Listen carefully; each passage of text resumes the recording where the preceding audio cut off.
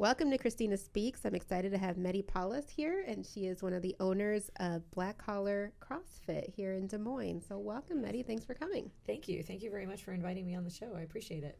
Yeah, well, it was one of those things where I saw when you opened a couple years ago, and I was like, CrossFit. And it seemed like at the time there weren't very many CrossFit places, and now they're like all over. So what attracted you to CrossFit? Oh man, I would have to say initially what attracted me to CrossFit was the challenge. It was something that was, it was something I'd never seen before. I was actually exposed to it by a very good friend of mine who was my personal trainer at the time, and that's been almost 7 years ago. And he had shown me this video, and it was on YouTube, and the video was called Nasty Girls.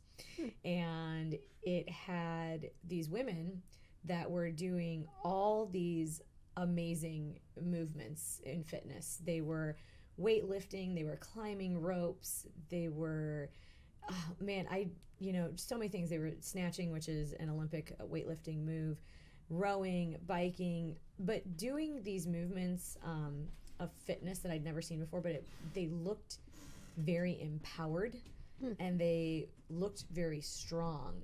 And that to me was very attractive. I was very intrigued by that because I'd never seen any type of fitness program, so to speak, that was like that. I mean, I'd tried different things before. I ran, and I was a pretty avid runner at the time. But I'd done classes at the Y. I had tried to do workouts on my own. But this was just something that was it looked really cool and fun and challenging, and I was all about it. So then did you start training in the CrossFit form? Or I guess before we can get to that, what exactly is CrossFit? Because every kind of workout fitness plan has their kind of niche. What is CrossFit? Yeah, so CrossFit is in the layman's terms, it's functional fitness.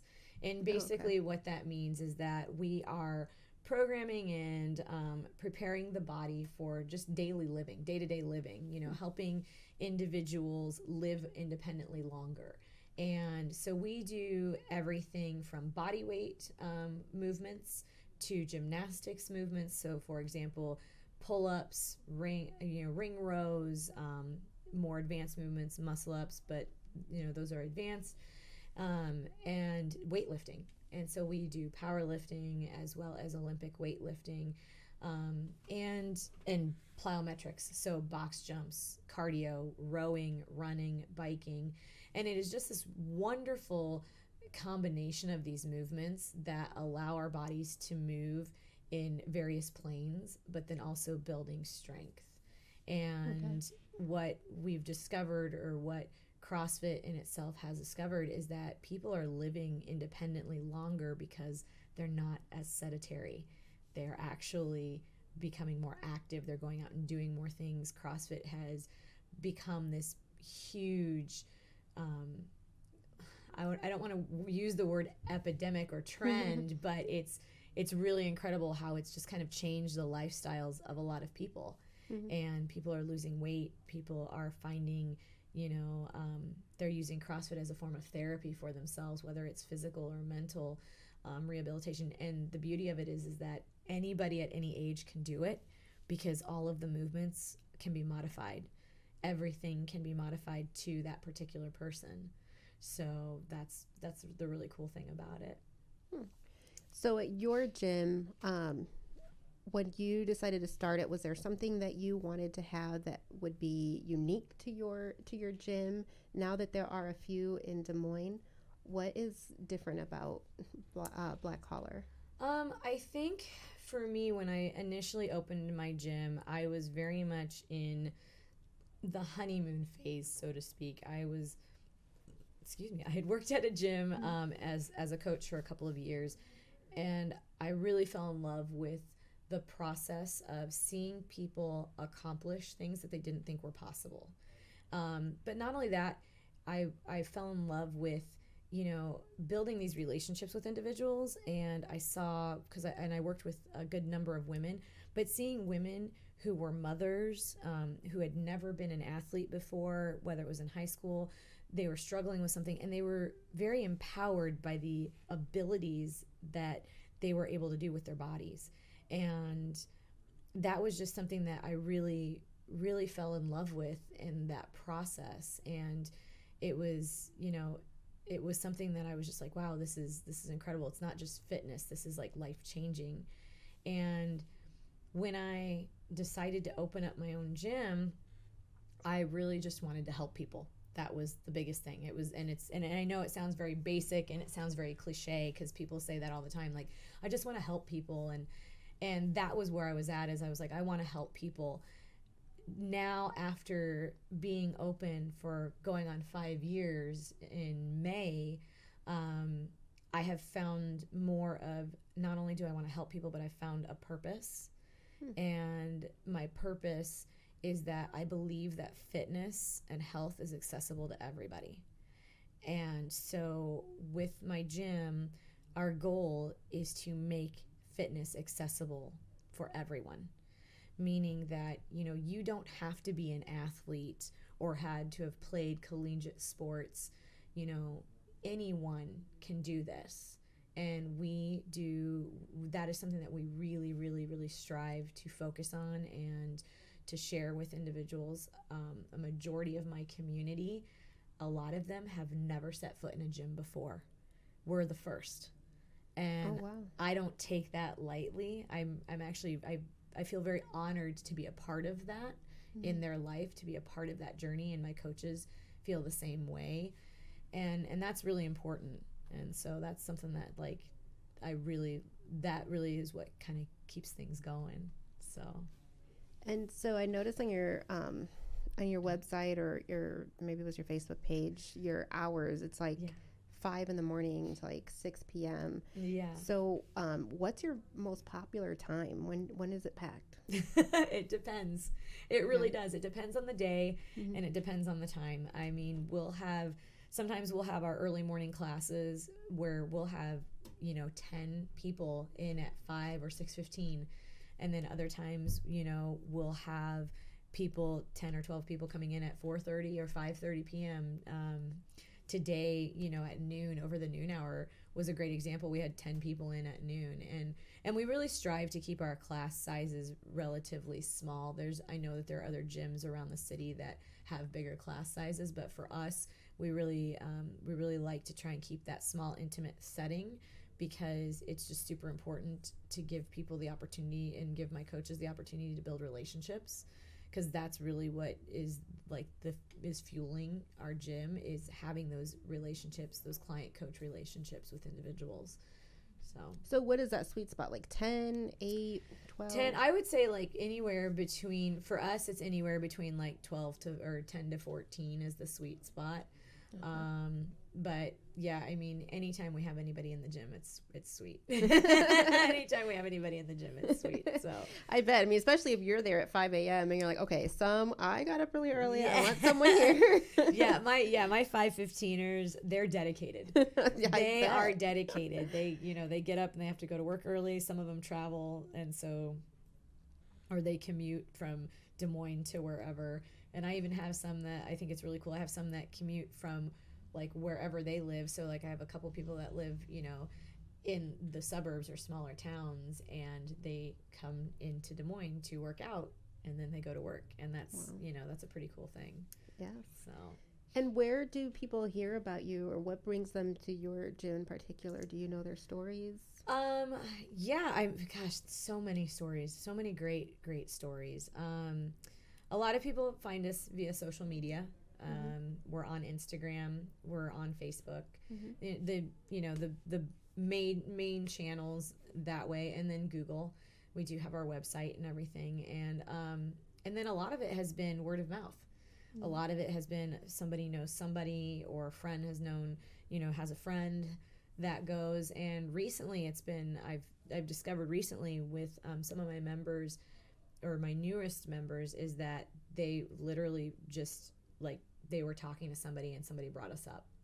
Someone that doesn't even go to my gym brought us up. Oh, wow. And yeah, and that I think is really cool. Yeah, for sure. And I'm just like, whoa, that's like, I'm like, well, why aren't they going here? Yeah. But yeah, and so that's really cool. And so yeah, a lot of it is organic, really organic. And Yeah. what's the demographic? Would you say that most of your members skew certain ages, or does it also depend on the time? Like you notice a certain age comes in at a certain time, or Yeah, it's pretty mixed, demographic wise and time wise. I would say that we range anywhere from our youngest member is 17. That doesn't include my son. He's 10. And then I would say our youngest at heart is I think in their 60s. So very wide age range, and it's awesome. And the same thing with abilities, like very wide range of abilities. I have everyone from beginners to I have some members in my gym that are a little bit more advanced, and they do they're a little bit more competitive in the field or the sport of CrossFit. And so it's awesome. It's a great variety, and I love it because I can teach and coach people of different abilities. I have I get bored really easily, so if I have like the same like kind of cycle going on, I'm just like, okay, what else can we teach you that's new? But I enjoy having those challenges, and for my coaches too, they love it too, and it makes us better coaches. So before you opened your gym, did you have another business, or what made you take that leap to being a business owner? Well, this might sound really shocking. I initially didn't want to open a gym. That was not even on my radar. I was doing a number of things. I was kind of a jack of all trades. I, at the time, was bartending and serving. So I worked in the service industry for over 10 years. And I was going to school to become a legal assistant. Probably the third time of me going back to school. And yeah, I was, I was kind of encouraged or influenced by my good friend who was my personal trainer to become a CrossFit coach, because he had gotten his certification and became a CrossFit coach. Him and some friends of his, they opened a gym, and I followed and went to that gym, and I just enjoyed helping people. It was really weird because cheering people on was not something that I had like done initially. It didn't really come natural to me, but I enjoyed the community aspect of it and people like encouraging each other. And so basically speeding up, he, gave me this idea, so to speak, planted this seed and and said, hey, I think you'd make a really good CrossFit coach. And at the time I kind of laughed because I was like, I can't even hold a barbell over my head. Are you kidding me? Like I couldn't even do half the movements in overhead squat or anything like that. I'd fall on my butt every time. And he was like, no, it's not about that. It's about, building relationships. It's about encouraging people. And he's like, you can explain to people how to move. And so I, kind of took the leap, and I studied and got my certification through CrossFit HQ, my level 1 certification.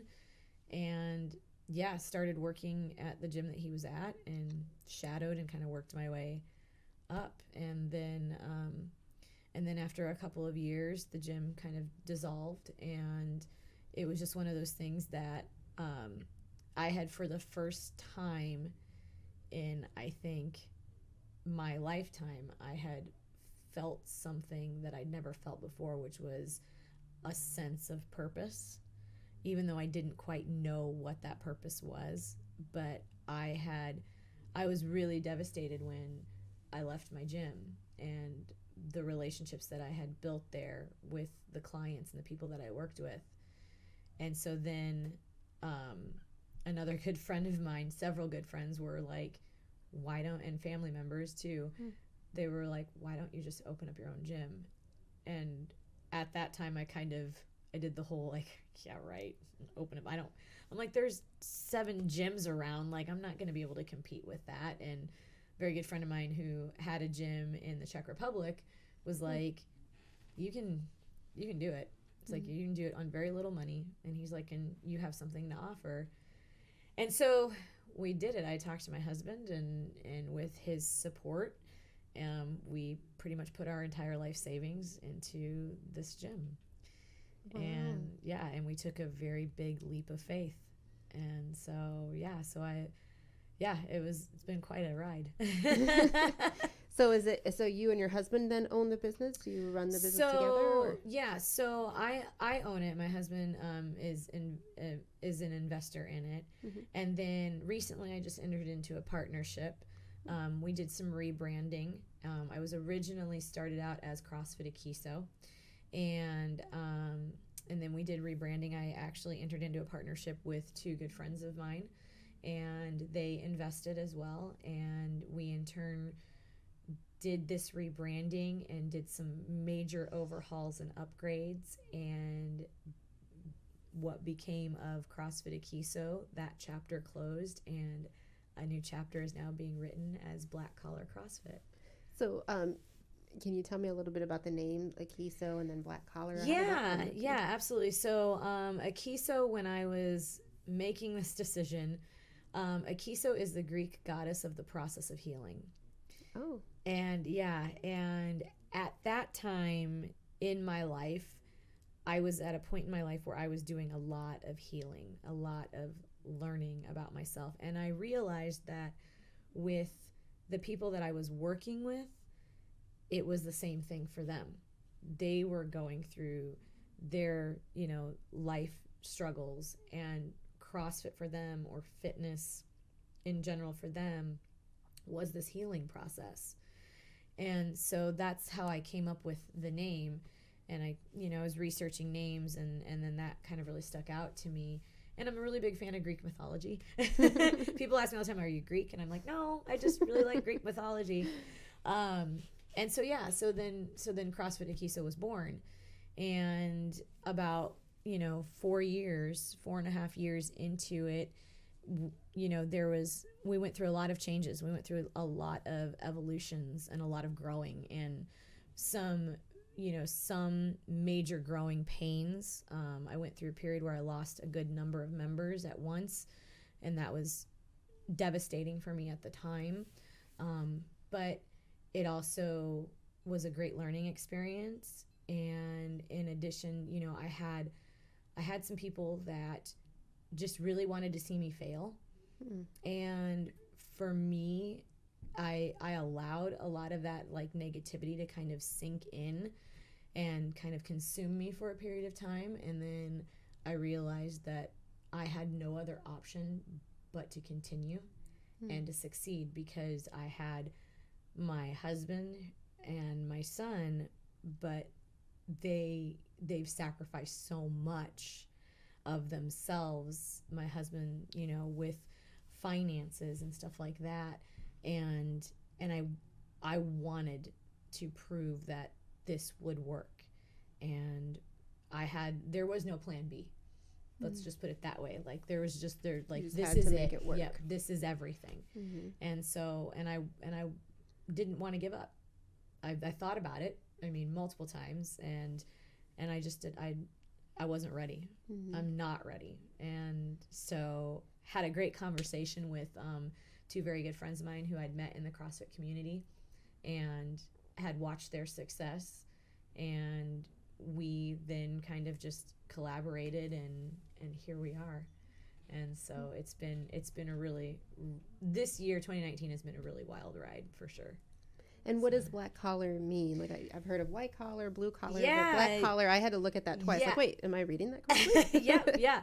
So black collar, obviously, term. So just like with blue collar and white collar, it was a working class category. Mm-hmm. And my business partner actually came up with it. So my business partner is Nate Yoho and Thomas Ortley. I shouldn't I feel like oh my gosh, incognito. Yeah. They're wonderful, wonderful people in my life.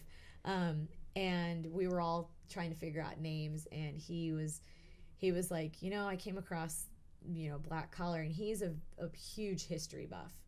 And he really, when we were coming up with this rebranding, it was one of those things that we both wanted to tie something into the community, because he's a really big fan of like, we're a locally owned business and we need to really be a part of the community, and a way that you can do that is through a name, but also then getting involved in other ways through the community. And so he had done some research and discovered that where we're located is on the south side of Des Moines.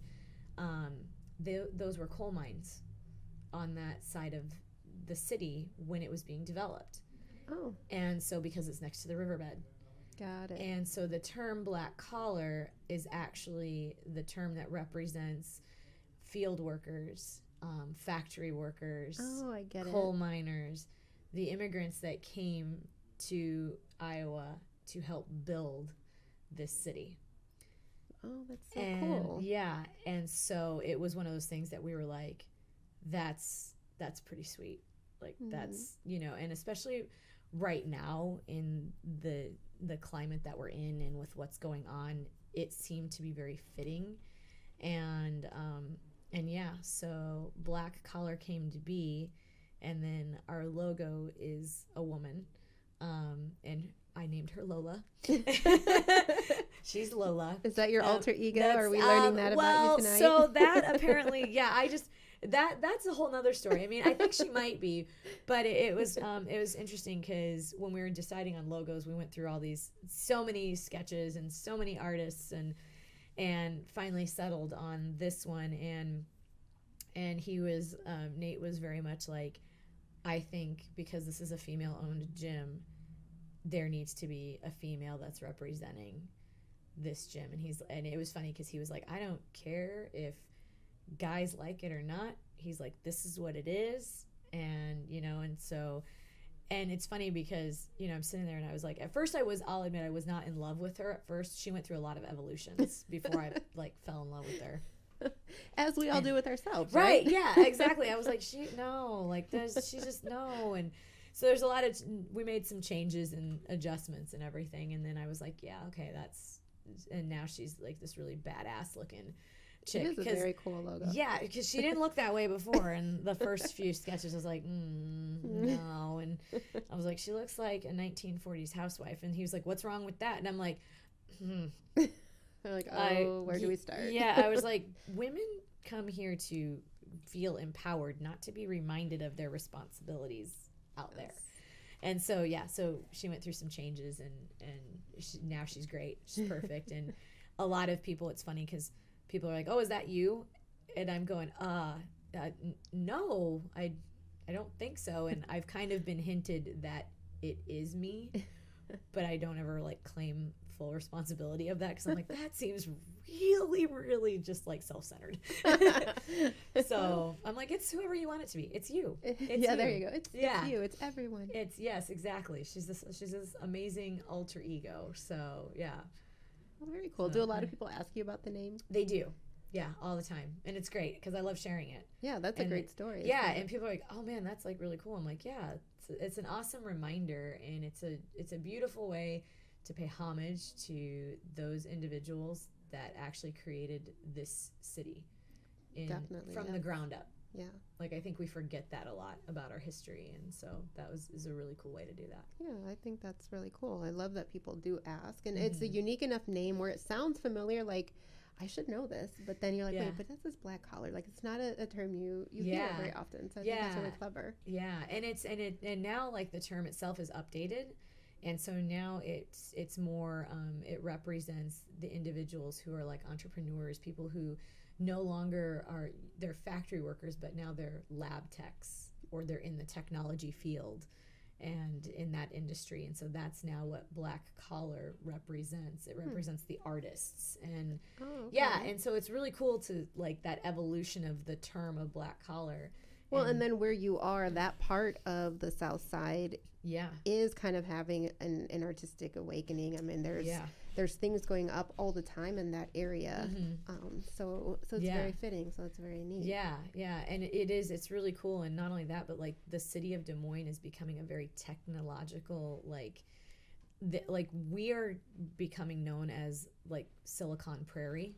Right. as Yes. opposed to like Silicon Valley. Yeah, well, And we've so- got Google here and Yeah. Facebook, and Yeah. they're just opening another, like an Yeah. Amazon something or other. Yeah. Yeah. And it's crazy because even most of my clientele, they work in the tech field. It's so bizarre. I'm just like, what are you going to do? Oh, I'm here. I'm working, I'm IT, da da da da, or I do this and that and the other. And I'm just like, oh, like, that's, I'll be damned. Well, you mentioned something near and dear to my heart. You said you're you get involved in the community. So what are some of the ways that your gym gets involved, or maybe and is it driven by your members, or how do you decide what you're going to put your name behind? Your support? So I'm a real big fan of empowering women and young girls, and really everybody, but a lot of it is women, just because I've been through my own personal struggles, and I know what it's like to not have the support or feel very much alone. And so one of our biggest one of our biggest involvements that we try to do is through the Women's Barbell Classic. 3 good friends of mine are co-founders of it, and it's this great event that I actually was introduced to by one of my members who competed in it. And it's a push-pull event where they did a deadlift and they did a bench press, and the whole idea was they did an all-women's lifting event. And they had an amazing turnout their first year. I think they had 150 women do it. Wow. Yeah. And then last year was the year that one of my members and clients competed, and they had 350 women. And that's all here in Des Moines? All here in Des Moines. And they're all from Iowa, or are they from They're from all from Iowa. And this year, I think they've even, I want to say, added, oh my gosh, I don't even know the number, but I think it's something like close to 400 or 500. Wow. And so that's one event that they've done and that I fell in love with. But then they've also branched out, and now they are working with high school girls and doing a weightlifting club, a barbell club for high school girls. And so this year was their inaugural year, and they actually started out at East High School. And so I got the privilege of going and talking to these young girls about the importance of strength training and how life-changing it was for me. And they had just an amazing turnout for these girls, and they could only accept 25 of them for the fall session, and then they're going to have a spring session. So we raised money for that. That was something that I really felt passionate about, because I've said it numerous times, if I would have discovered strength training when I was in high school, I think I would have probably had a very different outcome in my life. I think a lot of things would have been really different. I would have made some really different changes. Sure. Probably wouldn't have had some experiences. Not that I regret everything that I've been through. I've learned a lot, but I just think difference, self-esteem is a huge thing. And and seeing some of these girls and meeting some of these girls was really eye-opening for us, and just hearing their stories and stuff, and even grown women. It's amazing how our society, we can fall into these categories, or we believe what society tells us with these rules and boundaries. And I'm just kind of one of those that I'm like, yeah, no, that just doesn't work. That's not what we're supposed to do, and so that's one of the events that we contribute to. And so do these girls then lift at East, or are they all East students and they come to your gym? No, they lift at East. So East. The Women's Barbell Classic, Annie, Abby, and Megan, they all go there, and they did it twice a week for 6 weeks. And they would go and they would train them and teach them, and then they'd sit down and have great conversation with them, about things that they're struggling with, trying to, what is it that they needed, and they would try and find help in regards to what some of these girls needed, because a lot of these girls they wanted to, a lot of them were worried about paying for college, and Sure. some of them were, which we were having a conversation a couple weeks ago. And some of them were, you know, like worried about like they're going to be the first in their families to graduate high school. Mm-hmm. And so that for, you know, these women, for myself, you know, those are like things that we've taken for granted because of the fact that like that's just kind of the expectation. Right. Where you're meeting some of these girls that's like a first for them. Like they are the first in their family to do X. You know, their families, you know, and a lot of them, you know, undocumented and stuff. And, you know, their families moved here to give them a better life and an opportunity. And so yeah, so. That sounds really cool. And can they start as freshmen, or do they have to be I think that level? That program, I think they can start as freshmen and stuff, but I think good. they took seniors first, obviously, because they're going to be graduating and stuff like that. But the goal is for that particular program is to grow into the other metro high schools. So Roosevelt, North, Lincoln, you know, those, So, well, that would be neat. Yeah, so it's exciting. To see. And then from there, as the girls mature, they can then go into the women's barbell classic. I'm guessing. Yeah, they get they get an opportunity to compete if they so choose. Wow, which is really exciting. Yeah, so for sure. So it's a cool thing. It's a really cool thing. So so that's just one program that we contribute to. Another one is we are partners with Valor Fit, which is a nonprofit organization as well that is veteran owned. A good friend of mine, Troy Peterson, wonderful human, started this organization, and it is to help veterans. Basically, it's an avenue to help veterans rehabilitate through fitness. Oh, okay. So he helps veterans find fitness families, gyms, to help them with whatever it is that they're trying to work through. So some of our veterans that we have, some of them are suffering from PTSD, drug addiction, alcohol addiction, you name it. They're, you know, some of them have major injuries, you know, that limit their abilities. And so this gives them an opportunity and an outlet to, you know, a positive space to be in and to have support. And so we work with that. Oh, that's really cool. I'd never heard of that, but I think that's awesome. Yeah. It's really an amazing organization, and I have a very special place in my heart for our veterans. I'm the daughter of a veteran, I'm the wife of a veteran, and I'm the sister of veterans, and so it's a big deal. So Well, very neat. Yeah. So I visited your gym and I did a workout, and I'll be honest, I was nervous because I guess the stereotype that I had in my head of CrossFit is that it's very heavy weights and it's like these muscled people who are just like grunting and yelling all over the place. Go ahead, tell me all about it. And I thought to myself, oh my gosh, like I have been, you know, fitness has been a priority to me for the last maybe, 7 years. Soon after 2012, it was something that helped me with my PTSD, and it was as much strength building physically as it was mentally and emotionally. Yeah. So I didn't go into it thinking like, oh, well, I've been sitting on my couch for the last couple of years and now I'm going to get up and do CrossFit. But I still felt like, gosh, am I ready for this? And but I did immediately notice that there were different abilities in the class, and I felt immediately more comfortable. Because I remember telling Nate on the way there, I was like, if it's a bunch of muscle guys, I was like, I'm going to be in the corner, like, and I don't want you to film this. And he was like, well, then why are we here? That's awesome. And I was like, there's only so much of making a fool of myself that I'm comfortable with. And then I was like, no. But everybody was very friendly. I like that there was a mix of genders. So, you know, because when I think CrossFit, I love that you have a female in your logo, because I don't think of a female. And so now I do, but I didn't before I walked in the gym. And then the size, I think that was really comfortable. I don't like classes and like a bunch of people in the gym. And so I will admit, like when I was the last one to finish up and everybody's like, go Christina, like at first I got like really nervous because like, oh my God, everybody's looking at me and I know my form is off and I'm sweating like a pig. Oh my God. You know, like that was the first thing that went through my head. But then immediately after I was like, I want to finish this, damn it. Like everyone else is done and I want to be done too. Yes.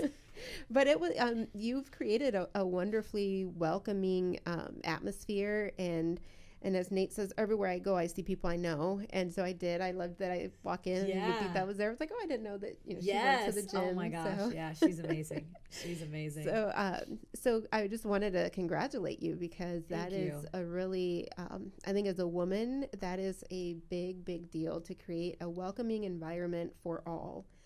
Because the men look just as comfortable as the women there and just as into it. And I think one of them in there was like a soccer player, and then another one, told me that she'd only been going for a few weeks. And so it just felt like a really nice mix of why people were there. Yeah. Thank you. I appreciate that. We really strive to do that. That's a really big thing, and it's an important principle in my business and in my life, is that I really truly believe that health and fitness should be accessible to everybody. I have my own personal kind of thoughts on our industry when it comes to the health industry and the fitness industry, and a lot of it I think is just complete bullshit, and sorry. But I believe that it's important. I mean, we are coming to a time where health is so important, and not only like physical health but even mental health.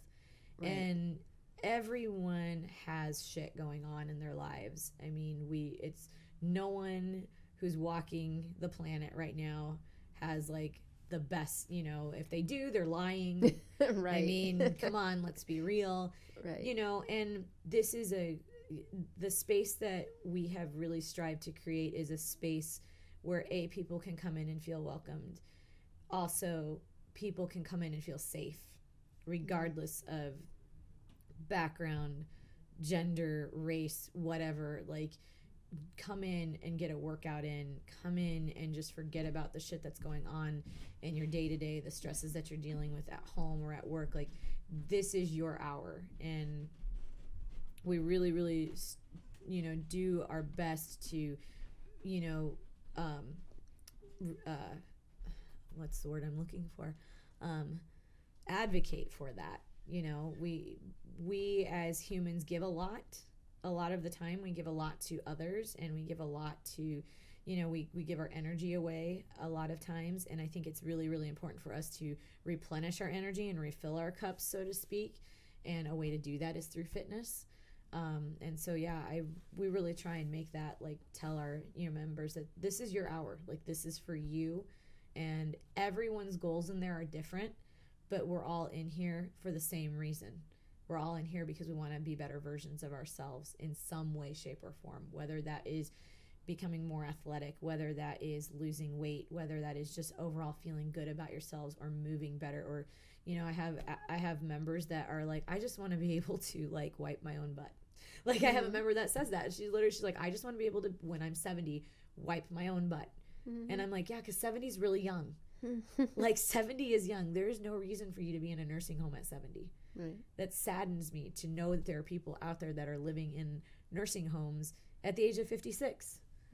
Like, that shouldn't be happening. Yeah. You still have many, many years to be independent. And so it's cool to see my members doing these things to help promote their fitness and their health. And fitness looks different for everybody. It's not a one size fits all type of thing. Like, that's a myth. Like, a lot of people think that, like, like you were saying, I initially thought CrossFit was, these big, that's like 1% of 1% of 1% of the population, and it's not. And you saw it yourself, it's every size, every shape, every ability. That's what it is. And they're doing it. Mm-hmm. They're doing it. And we're all suffering together, so to speak. Yes.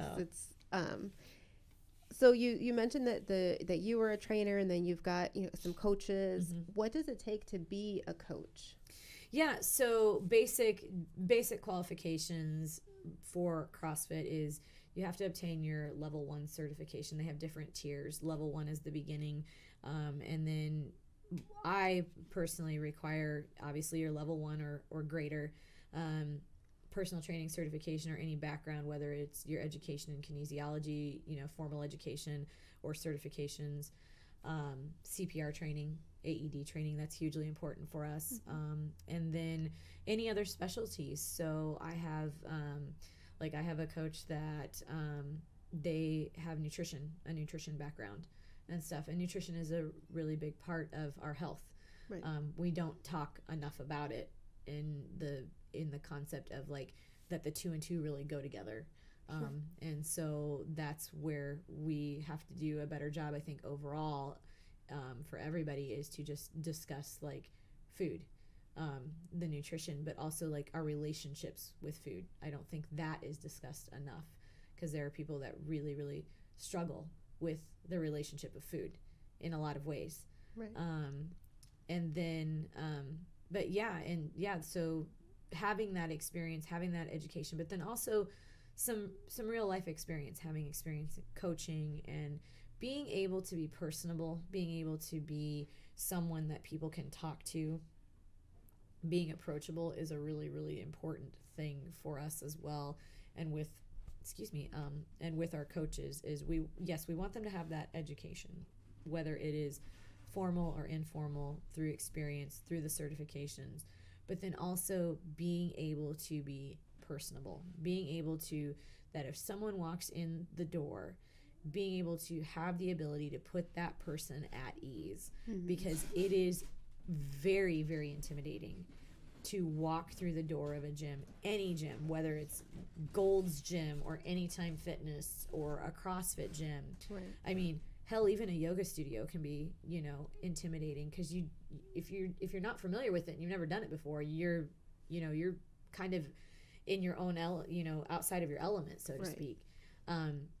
But having that, being able to put somebody at ease, and then building that relationship, because that is honestly, as a micro gym owner, and I think for a lot of small business owners, that's hugely important. That's what keeps our doors open, is having those really good relationships. And yeah, I mean, it'd be great to have 300 athletes or 300 members in a gym, but if I don't know anything about them, then it's just kind of, that doesn't seem to be, it's not as fulfilling. And then the fear of like becoming a number, and I've heard that a lot with my members, is they're like, they've been to places where they've just been another number. Right. And it's like, and we provide more. We want to provide more. We want to know about, hey, how's your family doing? We want to know what's going on in your job, like this and that. And building that relationship is hugely important. We want to know your struggles. We want this to be a place where you can feel like you're a part of a family almost. Yeah. Yeah. So. Oh, I've heard a lot of stories of people who are like, I don't go to the gym because I don't know how to use the machines, and I don't know who to ask, and I feel uncomfortable. And then I've seen people at gyms using things incorrectly, and there isn't someone there to tell them, you're going to hurt your back, you're going to throw out your shoulder, things like that. Yeah. Which with CrossFit, it's someone is there, so that helps. I mean, there's the coach, and I remember you coming around and correcting form and making sure that nobody was hurting themselves, which I think is vastly important. Oh yeah, that's huge. It's huge. Yeah, I don't know how many times I've heard people tell me stories about getting injured, and that's like that's a funny thing, because I've even had people like tell me, oh, you do CrossFit, and like, oh, like I heard you get hurt, and I'm like, no, you get hurt by doing stupid shit. Right. And that could be any fitness. I mean, you could get hurt doing yoga. Yeah, I'm like, you can get hurt walking to your car. I mean, let's.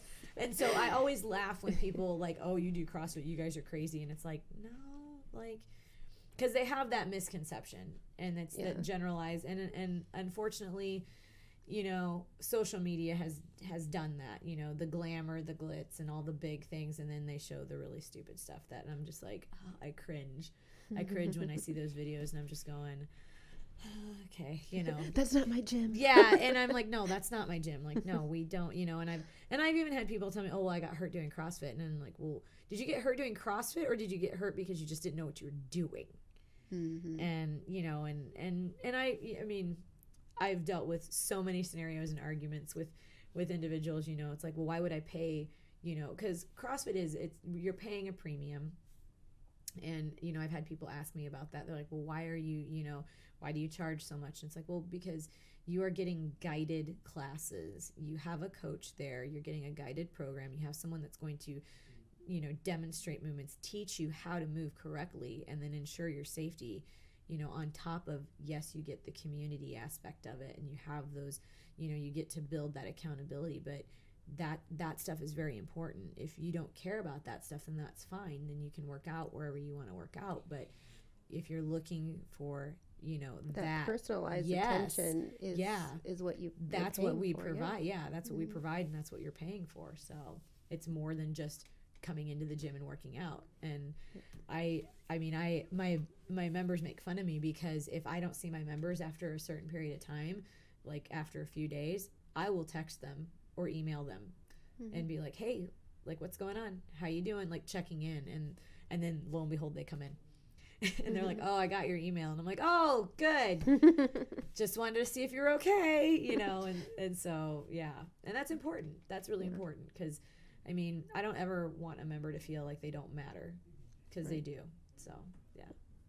So if someone were thinking about becoming a member, what would they need to do other than walking in, obviously? Yeah. Yeah. So our process, our initial visit is we call it a first meet.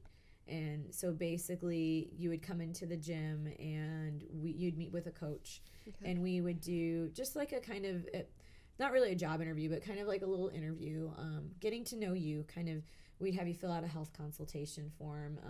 We want to learn about you. What is it specifically about you that you are trying to get better at? What do you need help with? What are your struggles? So, anything from, I have individuals for weight loss. I have individuals that, they're recovering from an injury. They just want to be more fit, whatever. One of my most memorable right now is I have a member that when she joined the gym and I did her first meet, she told me that she wanted to just be stronger and she wanted to look stronger. And I was like, that is so badass. Yes. Like, we can help you do that. And so, so we do that. We do a movement assessment as well. It's just pretty basic in general. We want to see how you squat. We want to see if there's any mobility issues. And this basically gives us an opportunity to learn how to coach you better as the individual, kind of see what we need to work on. And then you get the opportunity to participate in class. So you get to try out a class with us. A coach will be at your side. So basically the coach that you met will be by your side throughout that whole class period while the other coach is leading the class. And we're there to answer any questions. We're there to show you any movements and demonstrate, introduce you to the community. And then, from there, if it's a go, which we always hope it is, and usually it is, we set people up for fundamentals. And so we do 5 one-on-one training sessions with that individual, and we work with them. And from there, that's where the journey really starts. We teach you all of the movements that we utilize in class. We go over our Olympic weightlifting movements because we do use free weights. We use the barbell, and we teach you the safety measures of that, the basic movements of that. And then from there, once you test out, then you're free to join the classes at any one of the scheduled classes, and you pick your membership, and then you get to rock and roll. Wow. So when you say pick your membership, can it be like 5 classes a week or 2 a week, or what do you mean by pick your membership? We have monthly. So we do an unlimited plan per month, but we have either a month to month, a 12-month, or a 6-month. Oh, gotcha. So, yeah. Oh, okay. And so the commitment just kind of varies with that. And then we also do personal training. We also do nutrition coaching as well. And then we do skill sessions. And skill sessions are kind of like little micro personal training sessions. They're about 30 minutes long, and it's a great opportunity for someone that's like trying to refine a skill. So if someone is like trying to work on a lift, or they want to work on like a box jump or pull-ups or something like that, they can work with one of our coaches and focus on that for 30 minutes. Oh, so that's kind of neat. Yeah. Now I've heard of CrossFit for kids, and you have a young one. Do you do classes just for kids? We don't formally do classes for kids, but my business partner at his gym at CrossFit Merle Hay, they have a kids program, and they run it through the summer. and then I think one in the winter and fall. And my son has participated in that, and he loves it.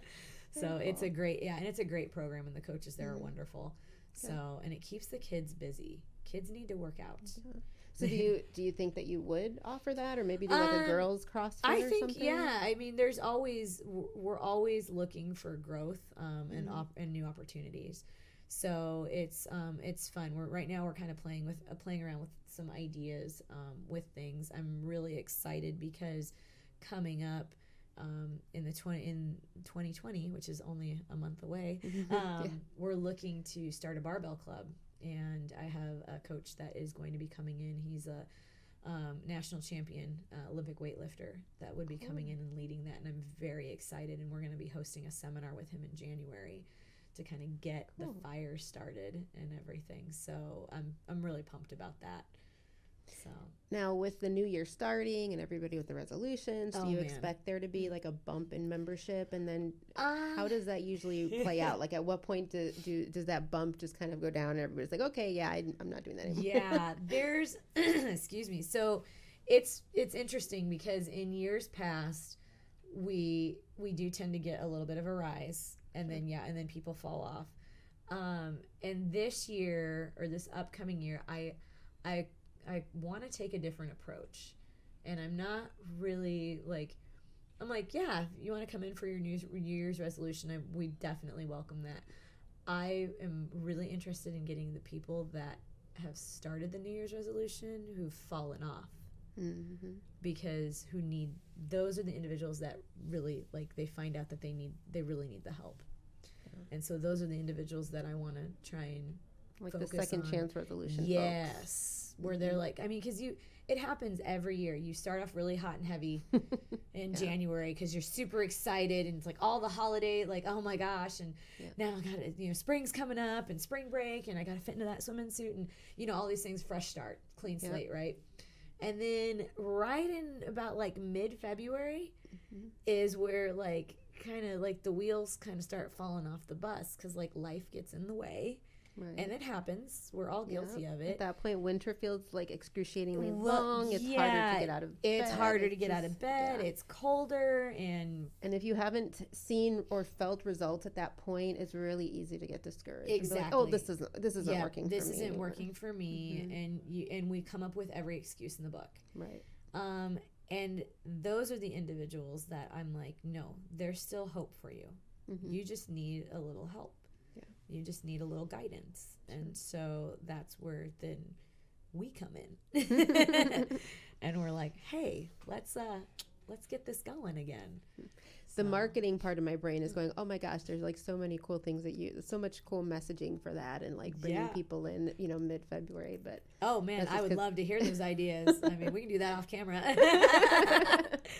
So because I notice it at my gym, I always dread January, because I'm those of us who've been here all year, now we have to wait for the you gotta wait for the stuff, and you're like, are you serious? And you see people who are sitting there and they're more on their phone than they are getting the workout done. And it's just look, if you're not going to use that machine, or if you're not going to use that weight, can you just move? Yeah. Yeah. Oh yeah. No. Then it's mid-February comes, you're thank God they're gone. Yes. And now us regulars, everybody kind of knows who works out where and uses what, and you just respect that, and it's everything goes back to normal. Yeah. And I'm sure you're just watching them going, you don't know what you're doing.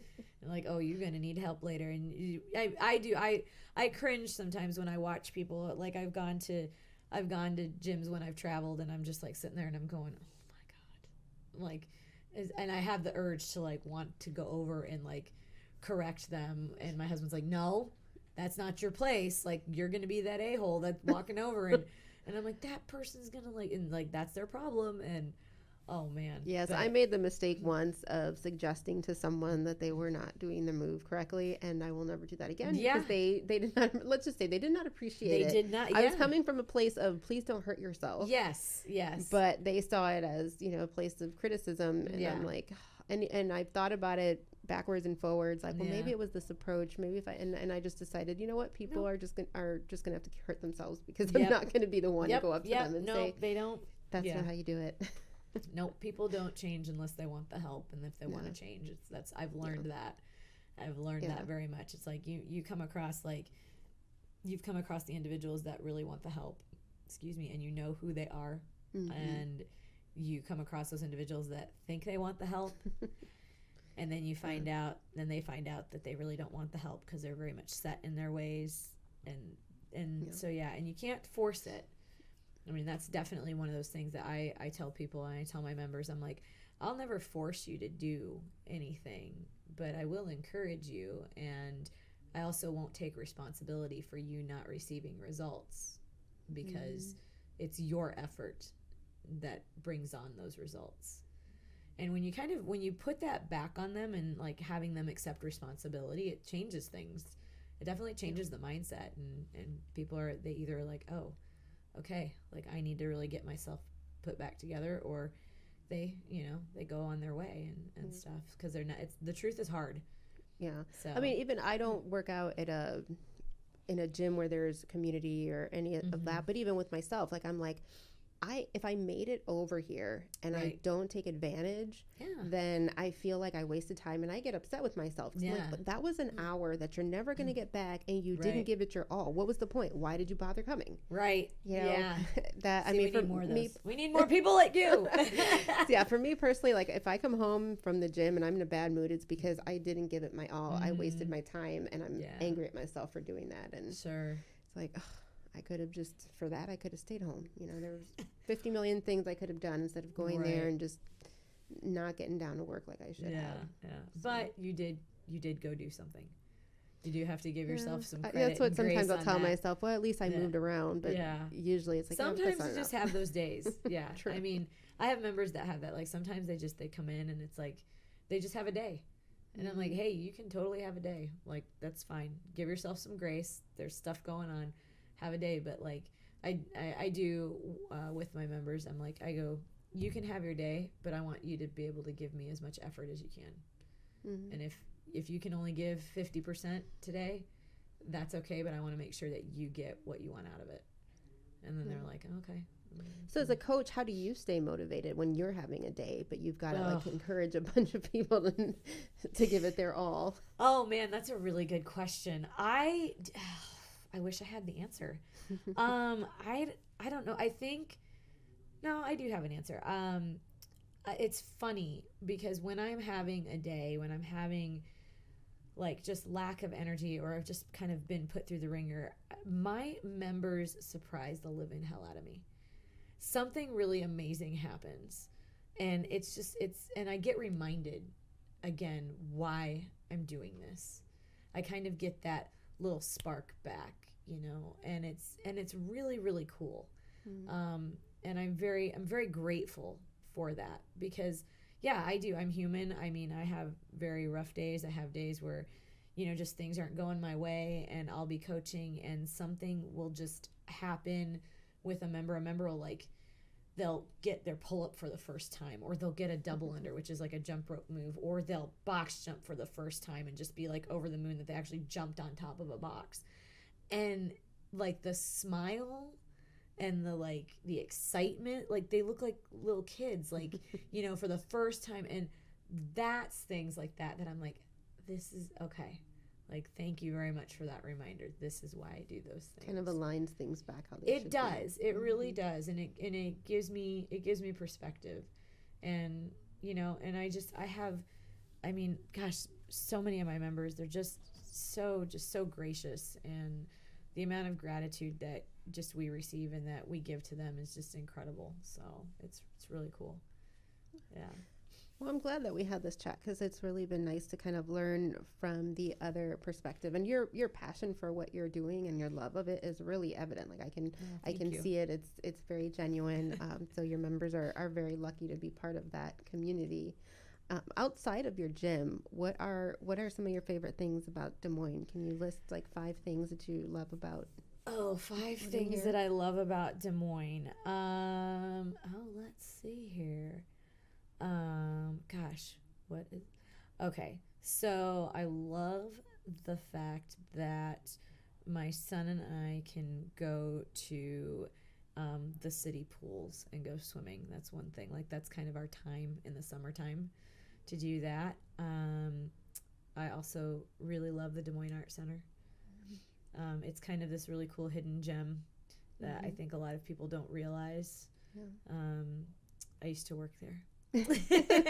But when I moved here, I had no idea there was such a cool art center in Des Moines. You would never imagine. And then you walk in there, and it's like you're like transported somewhere else. Yes, and I love the fact that it's like there's different, like they just have different atmospheres. You know. What else do I love about Des Moines? We are getting some really phenomenal like small business growth and wonderful restaurants in Des Moines.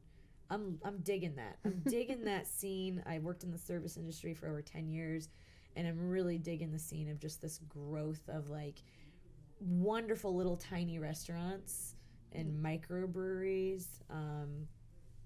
That's another. What is that?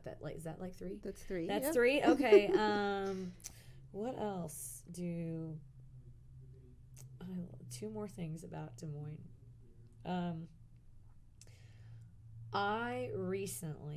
What I really like about Des Moines is the amount of growth in relationships with human connection. I think is that I've recently experienced in Des Moines. I think that's really cool. And that may be just because of where I'm at, because I'm a business owner and what I'm doing and the choices that I'm making to be more present and involved. But I've made some really, really incredible connections, including you.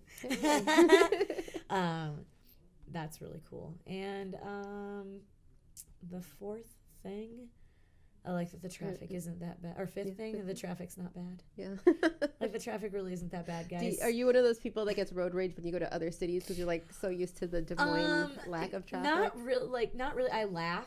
I don't really get road rage, but I laugh a lot because I love to hear people complain about the traffic, and I'm like, it's not that bad, guys. Like, it really isn't now. Now, when you're stuck on the interstate and there's a car accident and you're like, that's when like you're like, oh.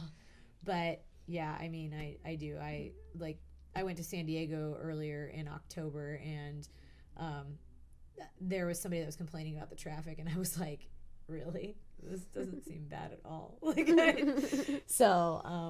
So yeah, but yeah, so. Yeah, even with the growth of the city, I mean, it's still, you're right, the traffic is. You can get anywhere in like 15 minutes. Yeah.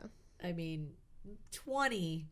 If you're really stretching it, if you're going like diagonally across the city. Yeah, if you're really stretching 20, 25. Yeah. But, I mean, gosh, even going out to like Altoona or something like that, I mean, you can get it done in 20 minutes. Yeah. You know, at most, or 15. So, yeah. So, yeah. That's true. It takes a little longer, probably more so just to like navigate around the potholes. I think that will probably slow you down more than anything else. Work on that? I know. I thought, in the summer they'll just fix all these potholes. It's like, nope, we're just gonna make them bigger this winter. Yeah, yeah. That would be a thing I don't like. Well, but now they're taking out that speed cam in Windsor Heights, so now you can drive normally on all of University after like April. Great. Yeah, finally. That's amazing. Yeah. I remember when that Puerto Rican restaurant opened there, and I was so excited. So and then good. Like, wait, but it's in Windsor Heights. You got to drive 12 miles an hour to get there. It'll be 5 o'clock by the time you get there for lunch, right? Yeah, I was like, why did they have to open in Windsor Heights? And now I'm excited because I'm like, now I can go. Yeah, and it's great. I just avoided it like the plague because I got to take it all the time. And it'd be like, you're going 7 miles over. 7 miles over? Are you kidding me? Oh, yeah, it's ridiculous. I remember when I first got my car, it didn't have the plates on it, and I was speeding through there. I wasn't speeding. I was going legitimate weight or like a legitimate speed, and then I saw the camera flash, and I was like, oh my God. And then I remembered that I didn't have the plates on the car yet. I just had the paper tags, and my back window was tinted, so they didn't get that. I was just like, well, I don't know what to tell you guys. So, yeah. Well, before we wrap up, is there anything coming up at the gym or with the Women's Barbell Classic or anything that you want to share with folks? Yeah, so, we're always open to meeting new people at the gym. So I welcome anybody and everybody that's interested and wants to give us a try. Come on down. You can contact us via social media. So you can DM Black Collar CrossFit directly through Facebook or through Instagram. You can email us at hello@blackcollar.com. We are going to have our very first weightlifting seminar in January, the Snatch seminar. So if you are interested in Olympic weightlifting, or you are an Olympic weightlifter, you're wanting to come and refine some techniques, come check us out there. More details to come. I think we're doing that January 18th, but we'll be posting about that. Very cool. It's a Saturday, and yeah, Women's Barbell Classic, they are having their event. They've already sold out, but their event is in April, and I do not, for the life of me, they're going to hate me. I don't remember the exact date in April, but it is a cool event. But follow them. Follow us. And yeah, and follow El Éxito. I forgot. That is a great program for our youth and for our Latino youth as well, and we're looking to get more involved with them too. Oh, cool. So yeah, so I'm pretty excited about that. But yeah, give us a follow, give us a shout. Black Collar CrossFit, Black Collar CF on Instagram. You can follow me, Meddy Paulus. So yeah, awesome. And if you have any questions or message me, I'm happy to talk to you guys, and love meeting new people. So yeah. Very cool. Well, thank you so much for taking some time to talk to and share your passion for fitness and for CrossFit and your journey as a business owner. Really had fun. Awesome. Thank you so much for having me. Appreciate it. All right. Thank you, everyone, for tuning in, and have a wonderful rest of your day.